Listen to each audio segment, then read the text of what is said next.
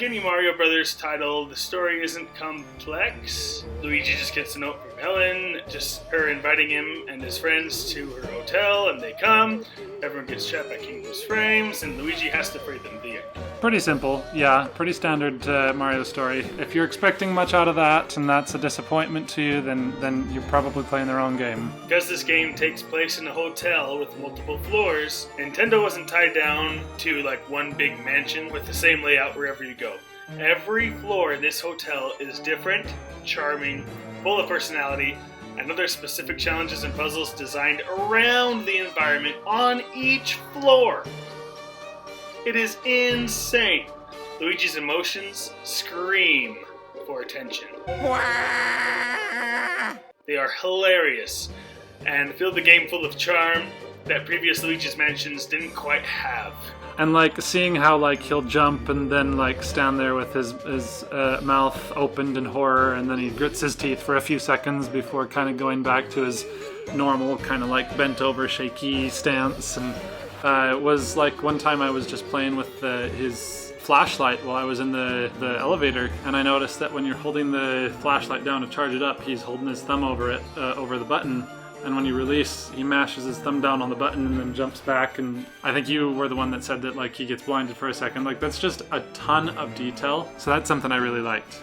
The tutorial gives you controls for, other than, you know, the vacuum actions, most things are done using the face buttons, but absolutely do not use the face buttons. If you're trying to do the, like say the flashlight to stun a ghost so you can start sucking them up, and you're doing it with the face buttons, that means that you're having to move your right thumb from holding the button down to, oh shoot, I have to adjust my aim again, and so you're going back and forth and you can never maintain a charge. The game for some reason doesn't tell you this during the tutorial, but the R button is also your flashlight, and now you can charge and aim at the same time. The game is strangely obtuse about it, but if you go into the control scheme section of the options menu, you'll see that every control shows the face buttons and the corresponding shoulder buttons, and you should absolutely always use the shoulder buttons. I can't help but like in every room checking every corner, like pressing the X button on everything that can be explored, and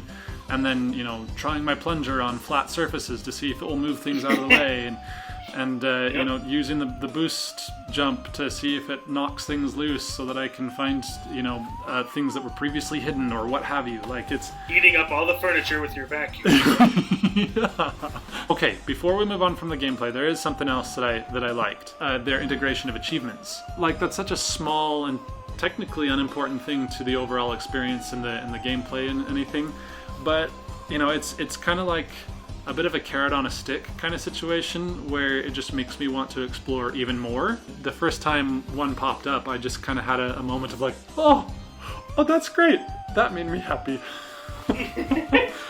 About the combat in Luigi's Mansion 3, because personally I don't have any problem with it. And another thing is I do think that Luigi's Mansion games aren't necessarily about the combat, not centered around the combat. And they're centered around what agree. we've been talking about. We've been talking about the puzzles.